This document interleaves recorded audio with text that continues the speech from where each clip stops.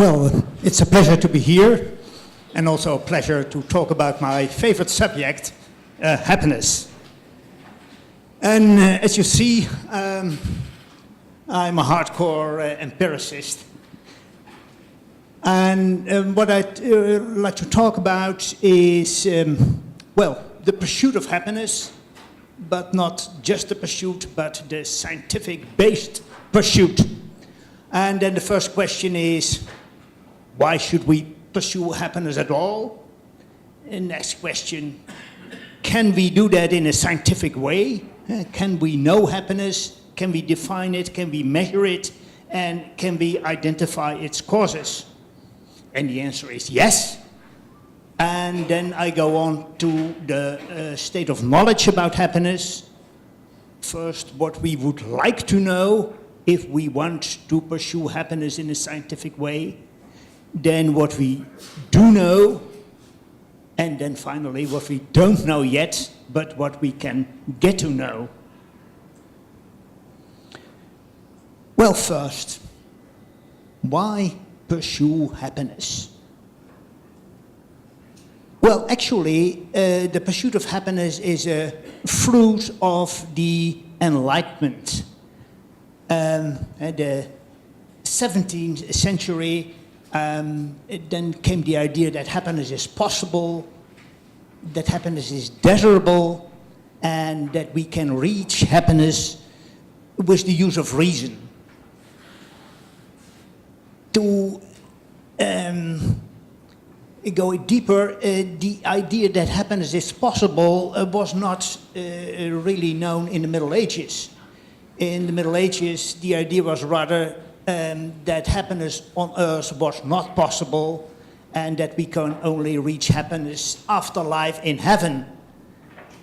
And the teaching of the church was also that we are not here to enjoy life, but that we are here to suffer. And that in suffering... Yes. So could you please be louder, because you're out of the recording. Yes, you hear me now?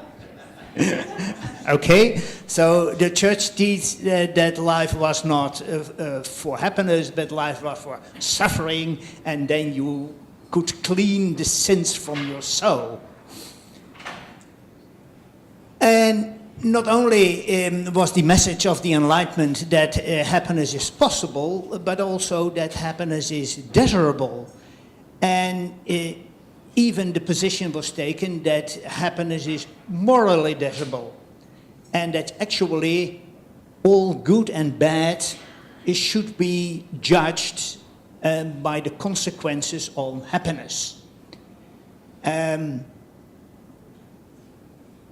so the position of the church was that morality was given by the Word of God and the Ten Commandments. The new enlightened position was that morality is, well, rules we negotiate, and the position was that we should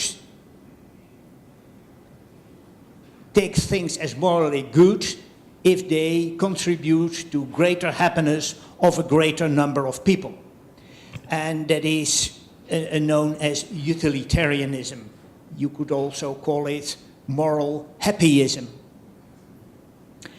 And another idea in the Enlightenment was that happiness can be reached using reason and mind.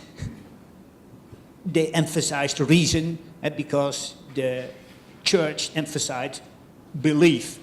It was an intellectual protest movement. And their view was that happiness is not a stroke of luck, not a matter of fate, but that we can achieve our own happiness if we use our brain, and if we do that, and that we should do that systematically, that means scientifically, and that we can, well, get knowledge about happiness and become happy, actually in the same way as we can improve our health, doing scientific research on health, taking the consequences, and as a result, being more healthy, living longer. Okay, that was in the 18th century. But then, strangely enough, this idea about happiness more or less disappeared. Why was that? Well, one reason was that there was much opposition against the idea that we should aim at happiness. And in the first place from the church, and because the church has another message. Happiness is not in your hands, but it's in God's hand, and if you want to have it, go to the church. Strangely enough, in the 19th century, there was also opposition from the liberals. In the 19th century, the liberals were fighting for freedom, and, well, very much in opposition to the kings. And they found the idea that we should aim at happiness kind of dangerous. Because the kings could say, well, happiness, we have done that for centuries. We don't need democracy for creating happiness. So the liberals emphasized freedom. And likewise, in the late 19th century, when the socialist movements came to power, the socialists pressed for equality. And in the beginning of the 20th century, in the wake of the world wars, the nationalists became dominant. Well, and the nationalists were not interested in personal happiness. They were interested in national glory. And you should be ready to sacrifice your happiness. And in these times, there were also more urgent problems, epidemics, wars. And actually, there was little knowledge about happiness. It was a philosophical idea, but not based on any empirical research. But a few decades ago, the idea of happiness popped up again.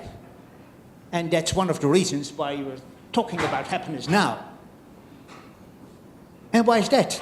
Why came that back? Well, one is that the opposition declined. The church lost power, the liberals got their freedom, the socialists got their equality, and the nationalists killed each other in the world wars. So, room on the political agenda. And a lot of problems were solved. We don't have so bad epidemics anymore. We live in peace, and there's a lot of democracy. And what's more, we know more now about happiness than we did in the 19th century. And I will now continue on what we know more about happiness. And the growth of happiness is illustrated by the number of scientific publications. And you see in the beginning of the 20th century that was very close to zero. But after the 1960s, you see an enormous increase. And nowadays, well, I think we are here every year about 500 publications about happiness. Yes?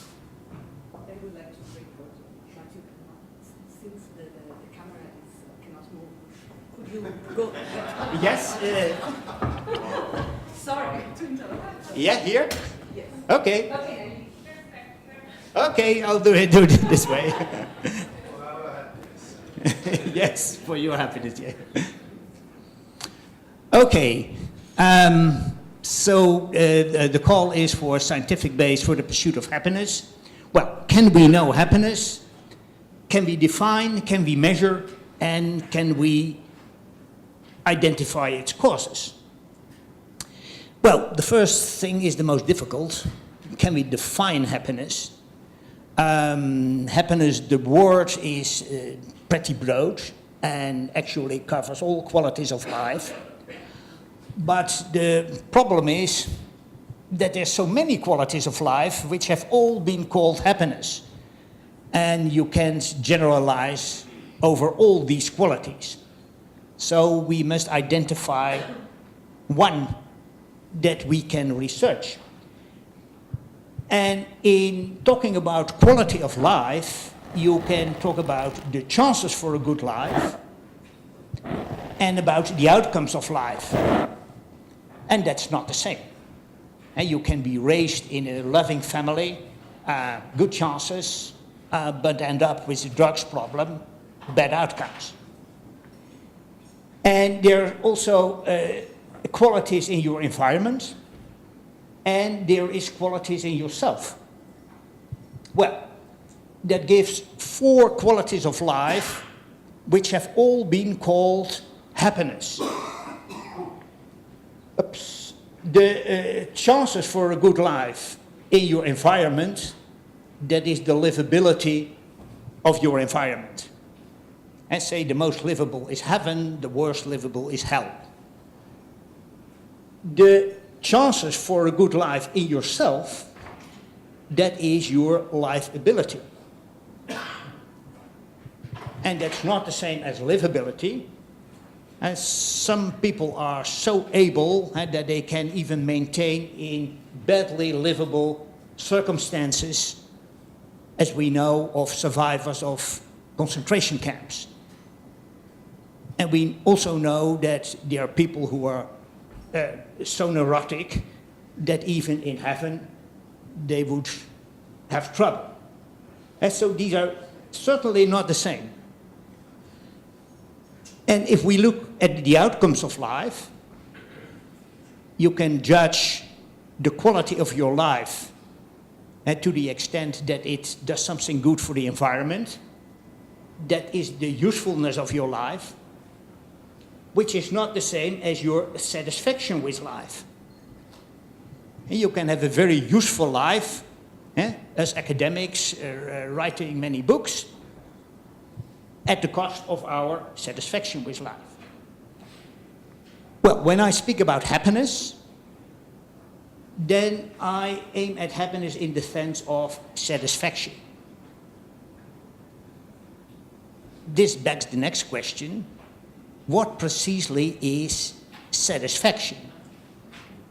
And again, there are different kinds of satisfaction which have all been called happiness. There is satisfaction with parts of life, with life as a whole. There is passing satisfaction, and there is enduring satisfaction. And partial passing satisfaction, that is what we call a pleasure. A good dinner, a good book, good conference, it's not the whole life and it's passing. Partial enduring satisfaction, that is what we also call a domain satisfaction. That is, for instance, your satisfaction with your academic work. But that's not your life satisfaction. And you can be very satisfied with your academic work, and for that reason be in your study all the time, which also makes you very productive, but not too good for your marriage. And as a result, you may be satisfied with your job, but not with your life. And now I'm talking about satisfaction with life as a whole. We can also experience that in an instance. That's what psychologists call a peak experience. And then you experience life as a whole because there's an oceanic feeling. But that oceanic feeling is not the same as life satisfaction.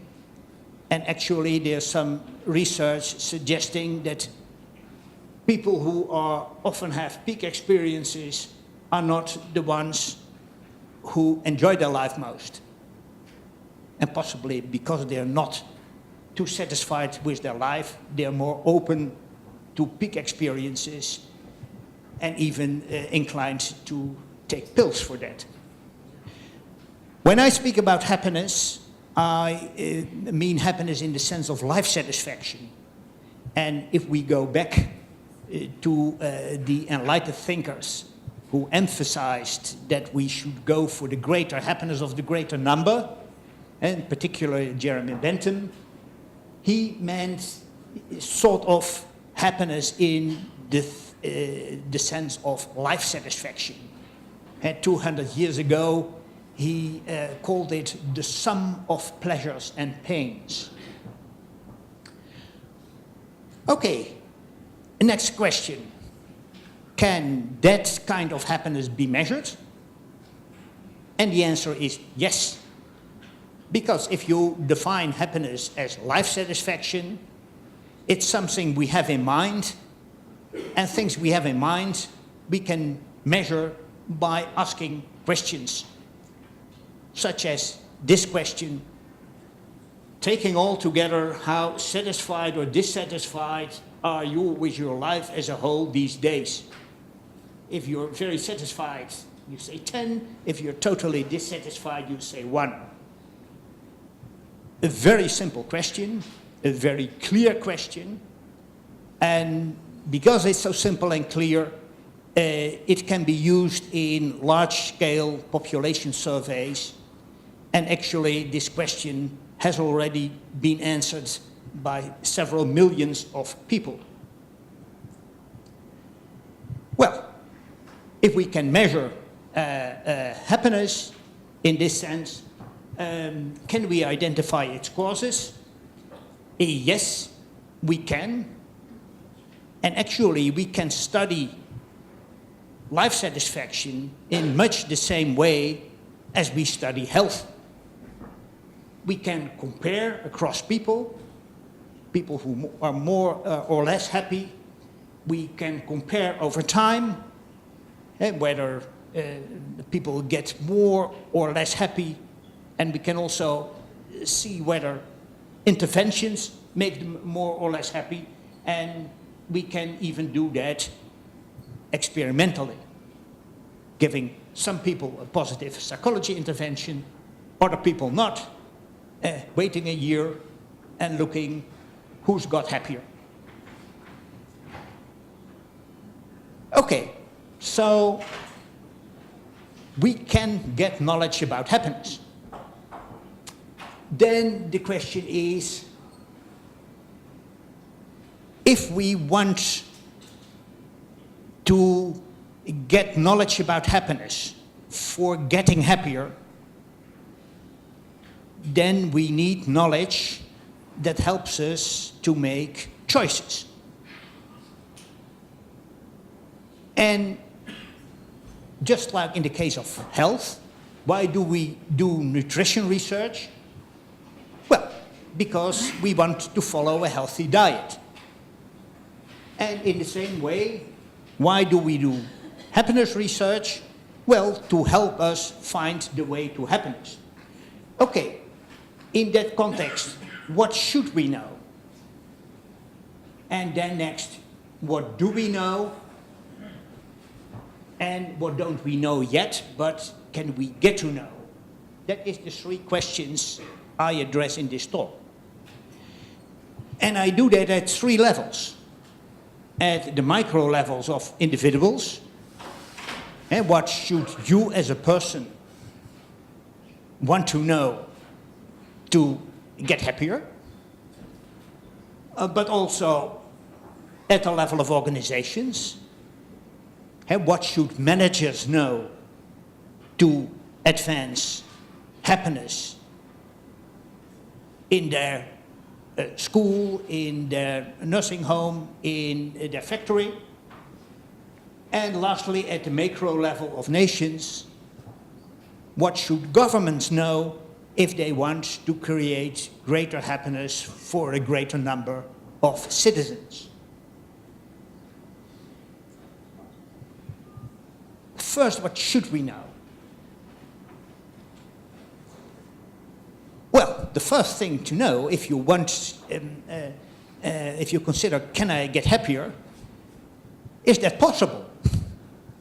And suppose you score 10 on that question. Well, then typically you are at the maximum. If there's room for improvement, then the next question is, can you do anything about it? If it's entirely genetically determined, you can do much. If there is something you can do about it, then the question is, what can I do about it? What kind of choices will make me happier? And even if you have solved that secret, then still there is a question, does that fit your other aims? And suppose that it's scientifically proven that you get happier if you leave your job and your family and you go to an exotic island. Well, that would, of course, interfere with your moral obligations to care for your family.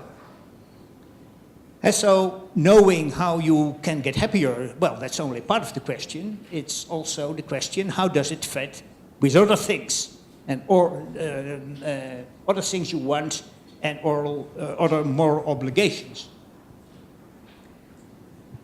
Okay, now I expand a bit, and this scheme is what I will use in the rest of the talk. And so here are the 4 questions. Is greater happiness possible? Are we smiths of our own happiness? What to choose, and how does it fit other goals? And that question, these questions, they are for individuals, for organizations, and for governments.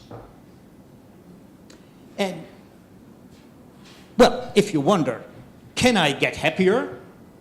Well, then first you have to know how happy you are.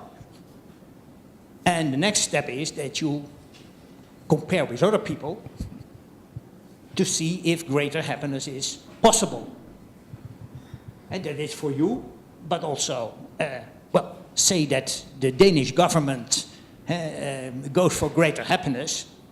Yes, they are the happiest country already. They score 8.3 on the scale. And then the question is 8.5 possible?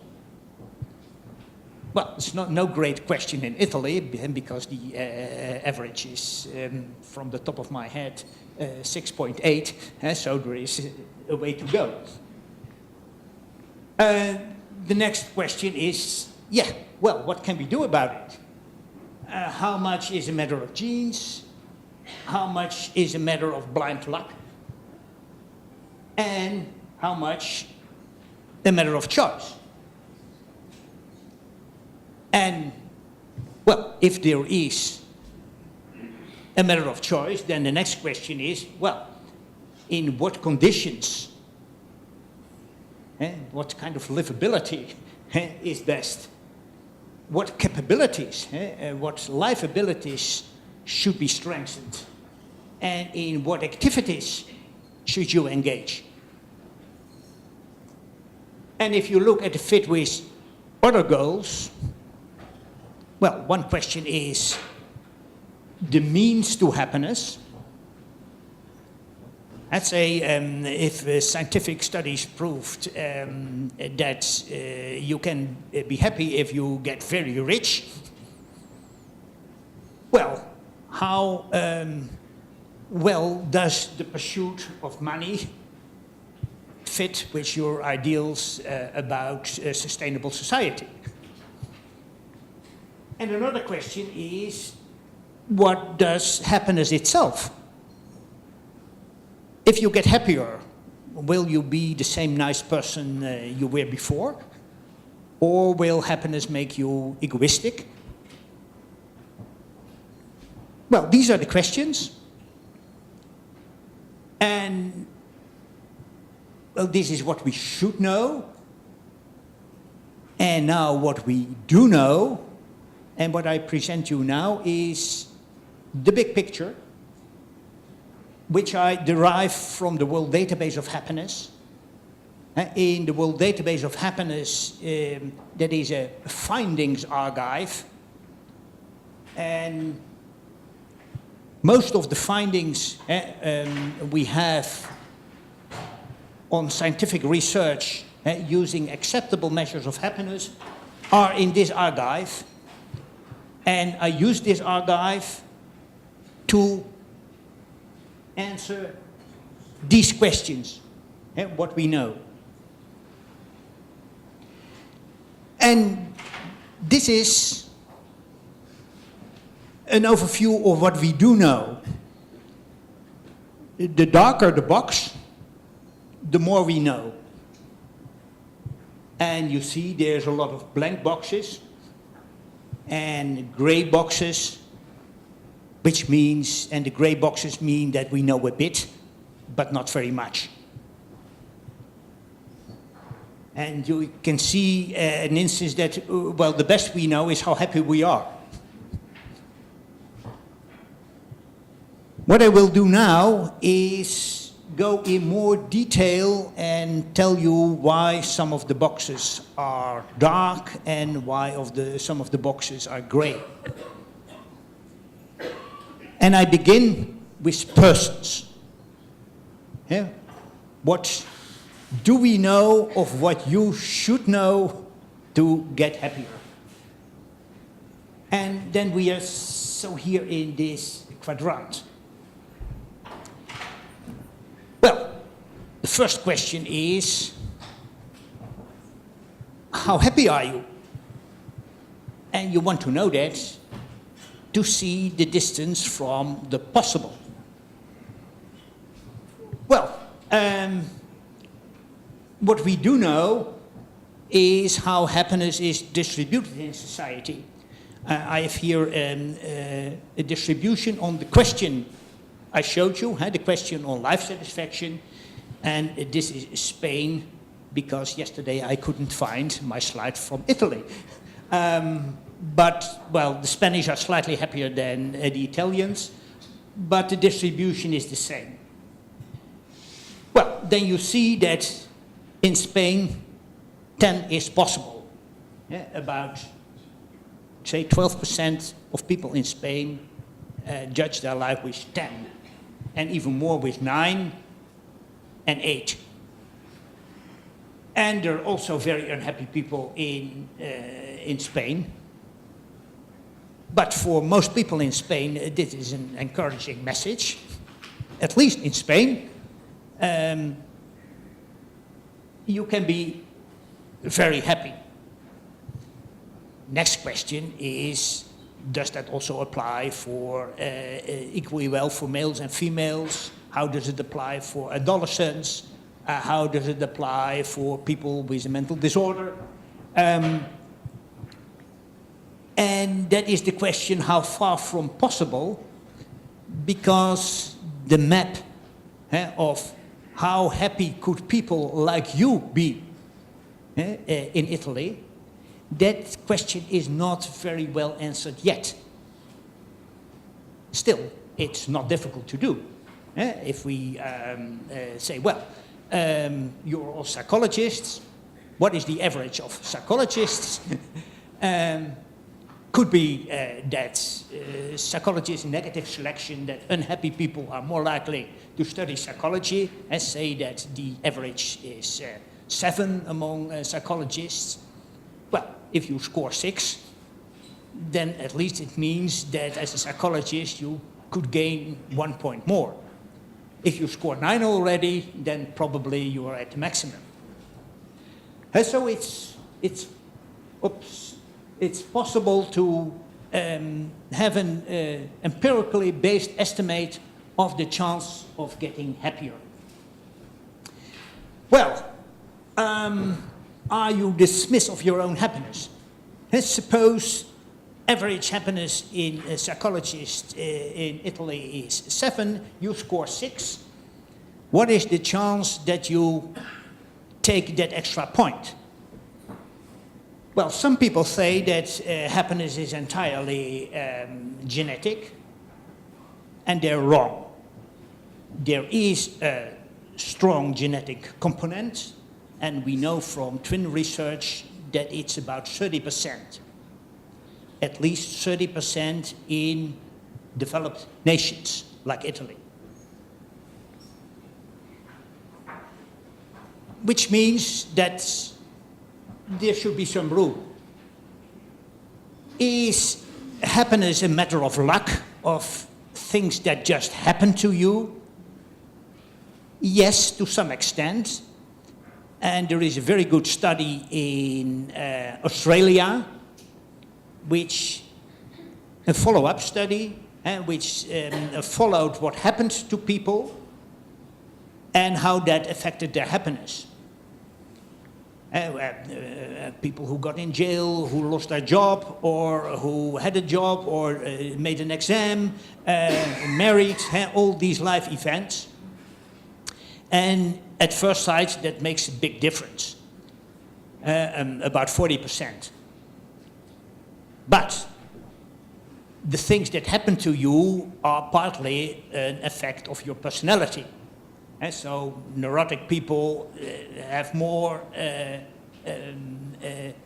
negative events. Well, what the investigators did, Hedy and Waring, they controlled personality. And then they had an estimate of blind luck.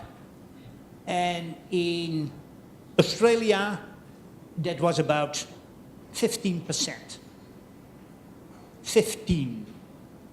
And so genes, 30%, blind luck, 50%,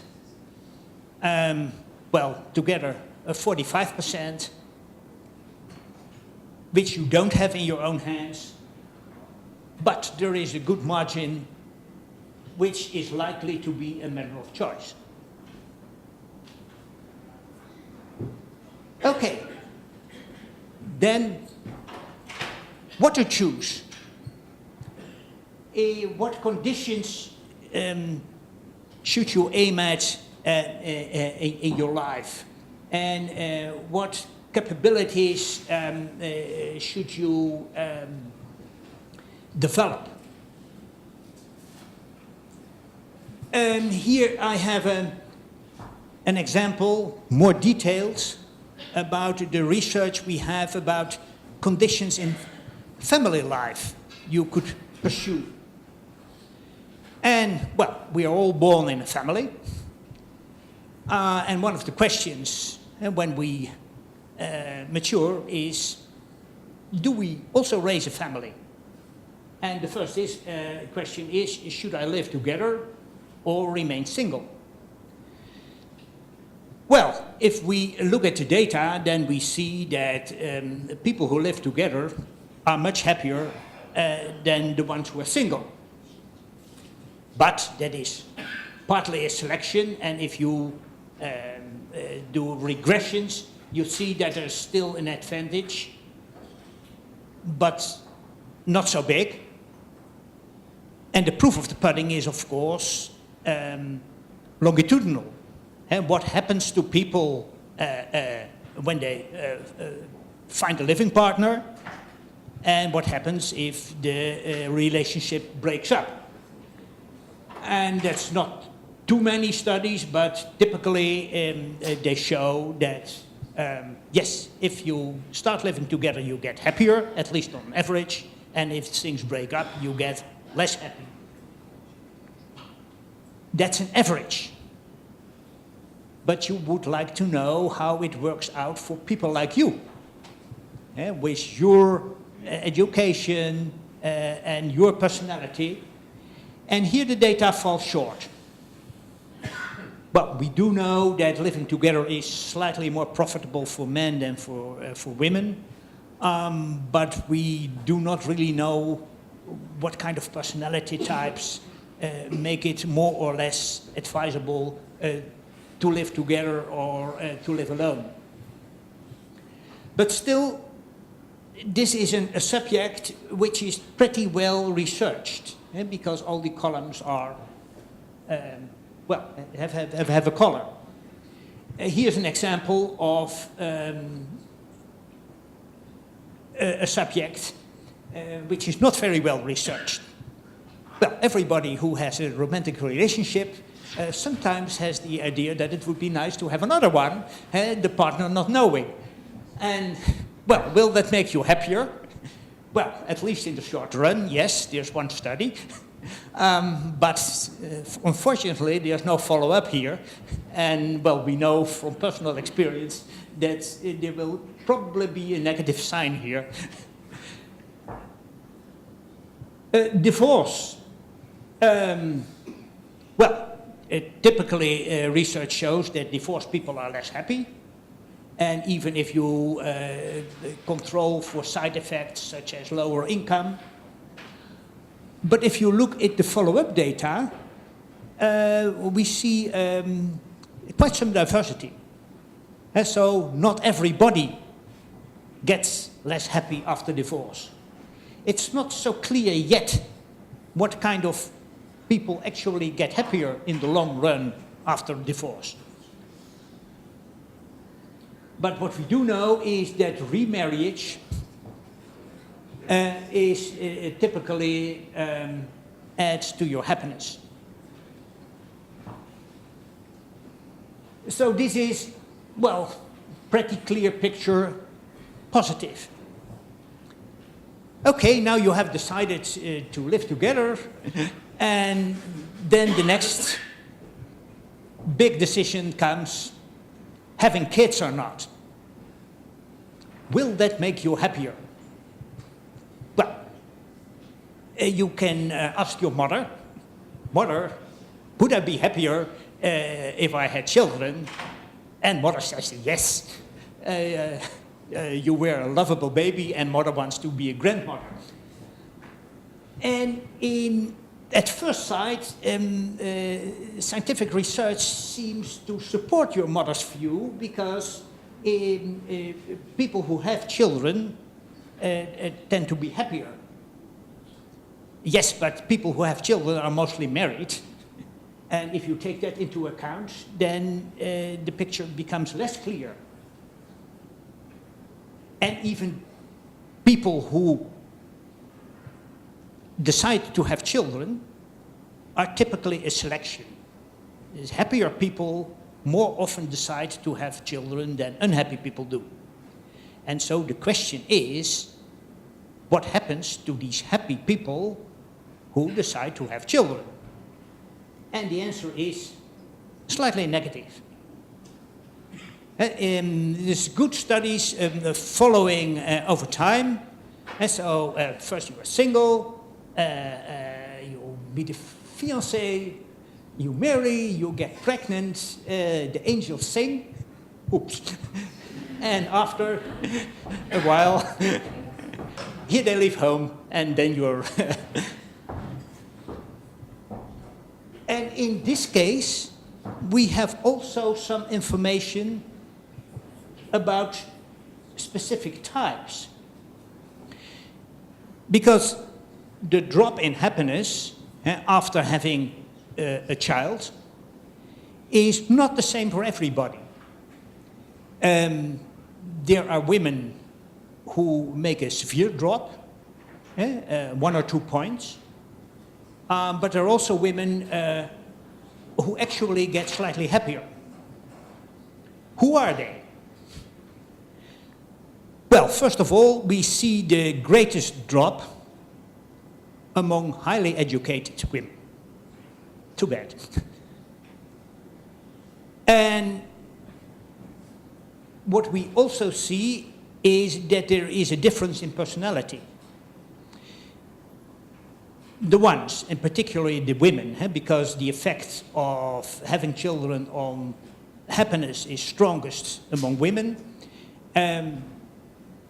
The effect is very negative among women with neurotic tendencies, but it's positive among tolerant women. So if you can tolerate the baby, and if you can also tolerate your husband, then you really get happier, and then the promise of your mother comes true. And so this is a case, well, there's still somewhat more to research, but where it's fairly possible to see, in the case of an important life decision, what happens to people like me who made that decision before.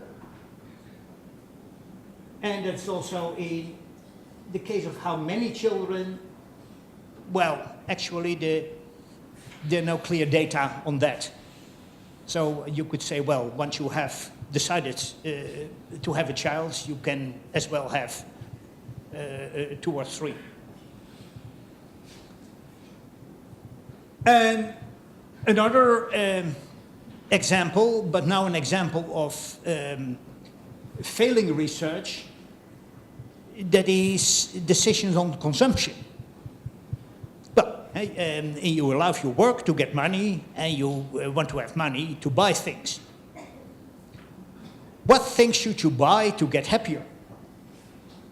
And you see there is only a scanty row here of raw cross-sectional studies, which is amazing if you realize how much money is pumped into marketing research. But marketing research aims at what you are going to buy, and marketeers are not interested whether that really makes you happy. But all we know is, at first sight, you will see, well, people who don't spend too much tend to be happier. But if you look at what people actually buy, you see that a car, a house, it's all positively related with happiness. And there's only one case where there's really follow-up, and that is the case of holidays. Will you get happier on the holiday? Yes, you are during the holiday, but once you're back home, you're equally happy. But, well, this is too flimsy to base any decision on. But nowadays we have happiness economics, and I hope that in a couple of years this will be filled. Now about what's more in the business of positive psychology. Self-development, and well, self-development is mostly development with the help of either a teacher or a psychologist. Will you be happier if you learn more? If you spend more time in school? Yes. Educations in the at first few highly educated people are happier, but if you take into account that they earn more money, then it disappears. So the effect on happiness of income is not, seems not to be in the knowledge itself, but in what you reap. In follow-up, there is good indications that high education adds to your happiness, but only after your pension, strangely enough. In the first phase of life, there is no difference between highly and low educated people, but in the last phase of life there is. And surprise, surprise, no correlation between happiness and IQ. And the only specific types is actually people with very low IQ tend to be happier, at least in some countries. Social skills, yes, I just have the example of assertiveness. There are of course more skills, and there's good evidence that this adds to happiness, and well, more so in societies where you have to make choices. The same for perceived control. Even there's some follow-up studies showing that, well, autonomy works in the long run. And what's, well, positive psychologists are also very much involved in changing your outlook on life. Well, hope, yes, very much correlated with happiness, but not really in the long run. And in the case of meaning, seeing meaning in life, yes, people who see meaning in life are happier, but possibly they see more meaning in life because they are happy. And in the longitudinal studies I've seen, I don't see a long-term effect. But it's not so many. You see that it is very light-colored, which means 1 or 2 studies. Okay, this brings me to the last line. How does happiness fit with other goals? Well, in the case of family, you've seen from family life, at least a marriage is a mean to happiness, and well, is also good for other things. But children, well, it's good for children, for society that we have children, but typically you don't get happier. And lastly, happiness itself, and you see this is rather dark. There is good research on consequences of happiness, which tells that, well, happy people function better, they are more sociable, they are better parents. In most professions, they also perform better. That is pretty positive. Now, more shortly, what organizations should know and what we do know what organizations should know. Now you see hardly anything. And what we do know is there is some research that people are happier in organizations that allow some autonomy. But it's not quite clear in which kind of organizations that works and in which kind of organizations not. And there's also fairly good evidence that happy workers are better workers.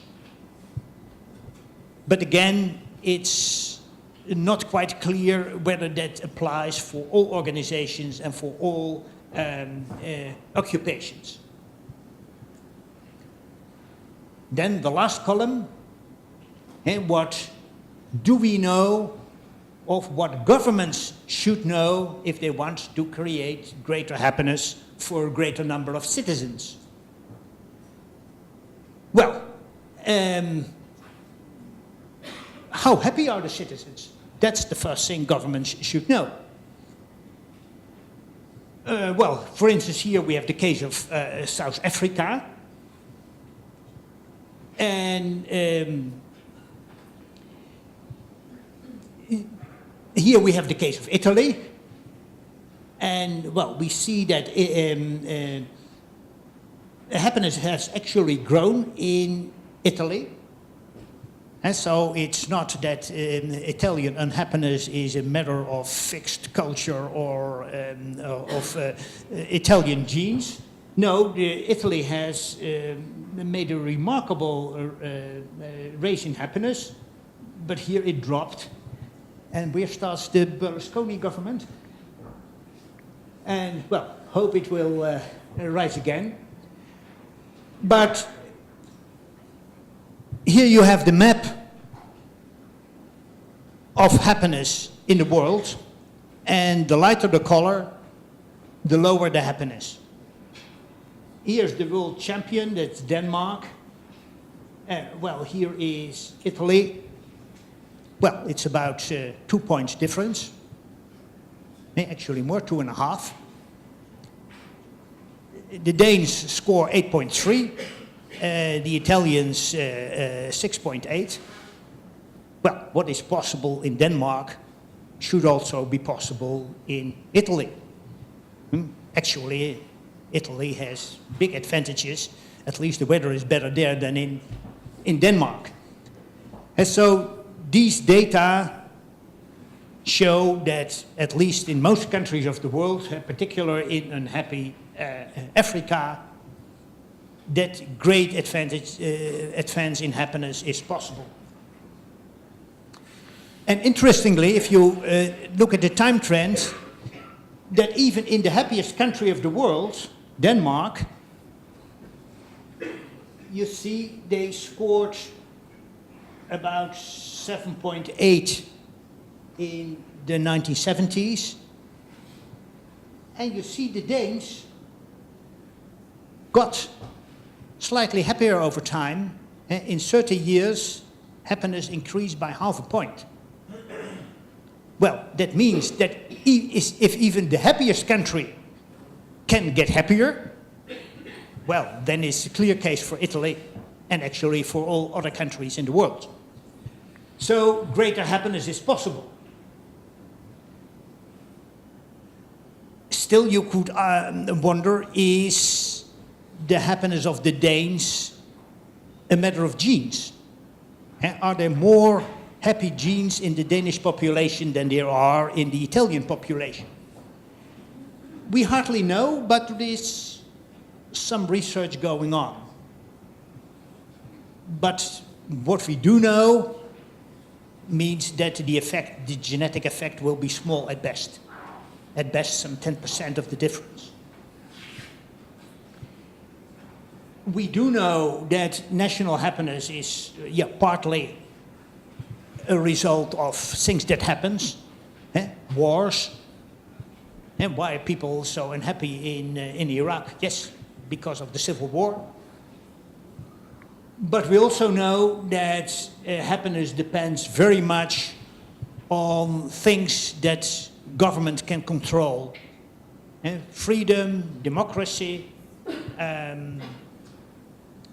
wealth, a good functioning economy, it really adds to the happiness of the average citizen.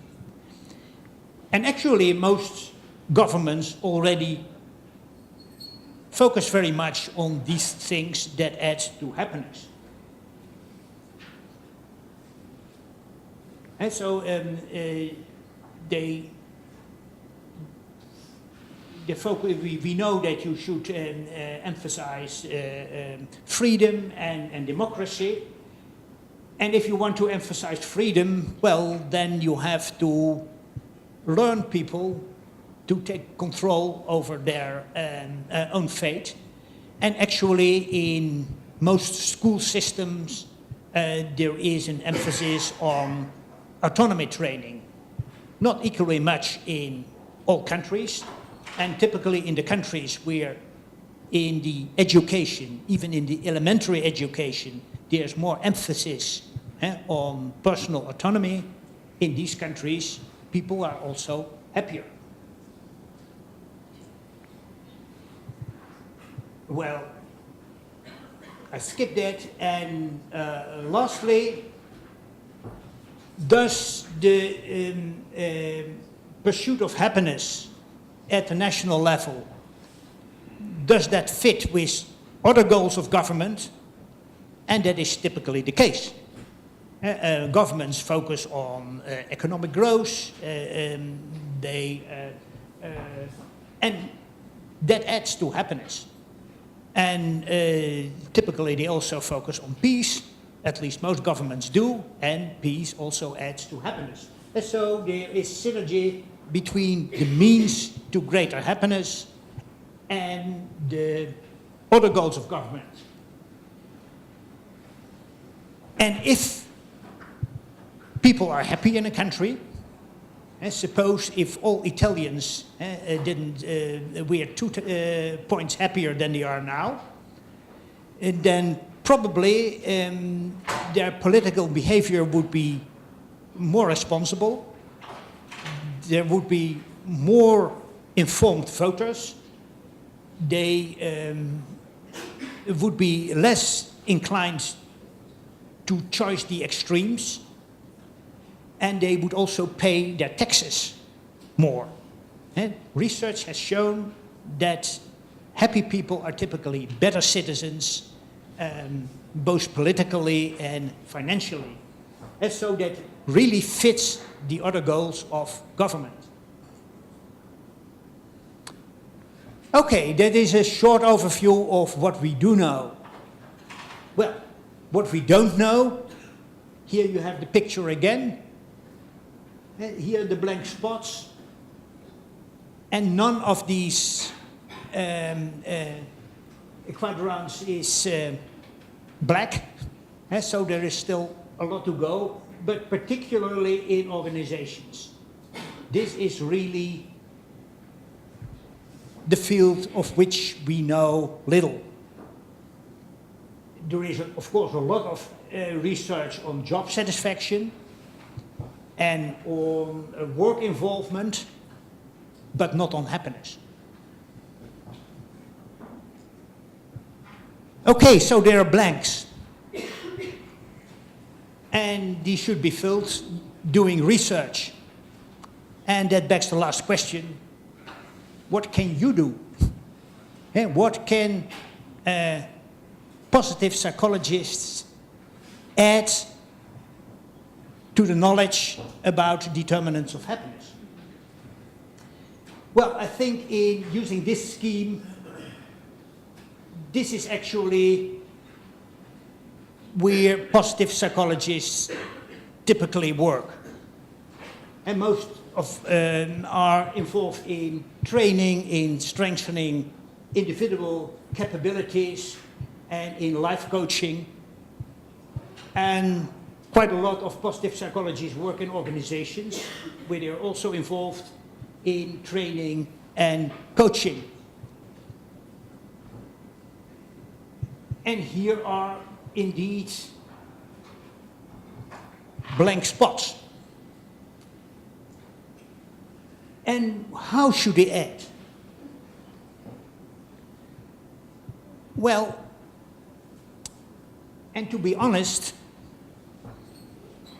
the contribution of positive psychology on these fields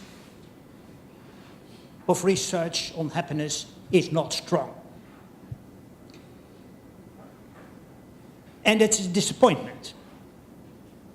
And when positive psychology was founded in 2000, I remember Martin Seligman saying, well, for negative psychology, it took 50 years to get to evidence-based interventions. We do it better. We do it in 10. That was the year 2000. Now it's the year 2013. There's hardly a body of research on effective interventions. And why is that? Well, if you want to know which interventions really work, you have to follow up your clients. And one of the problems is that positive psychologists have clients, but they have a few. And no positive psychologist has 1,000 clients. And you can make a living on 50.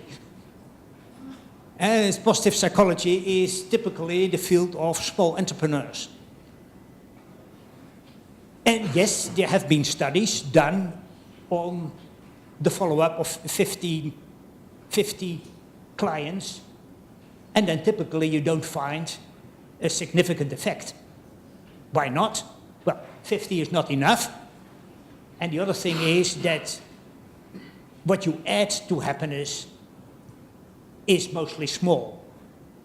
And what you add to happiness will probably differ, and what works for one kind of persons doesn't work for the other kind. And so you need a large sample to make a split up to see for what people it works and for what people not, and even if there are negative effects. Well, if we go on the way we do, we never get to a good evidence-based for positive psychology interventions. What we should do, and what organizations could facilitate, is pool the results. And that is, you have clients, you follow them, and you assess how happy they are before your intervention, how happy they are after, and 2 years later. And these results should be pooled so that together we get the big sample we need to see what works for whom. And one of the techniques to do that is use existing happiness tracking tools. And these are on the internet, and people say, well, how happy am I? Say in February now.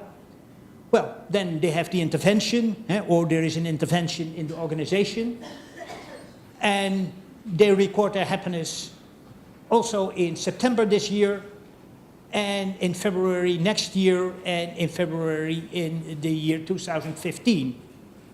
And when a lot of people do that, then we get to a database which helps to identify what works or not. One of these tools is the happiness indicator, in which I'm involved myself, and which is paid by a Dutch health insurance company. In conclusion, greater happiness is possible. And on a lot of points we know fairly well how that can be achieved. Yet there are many blank spots in the knowledge, and positive psychology can help to fill these. That's it. Thank you for your attention.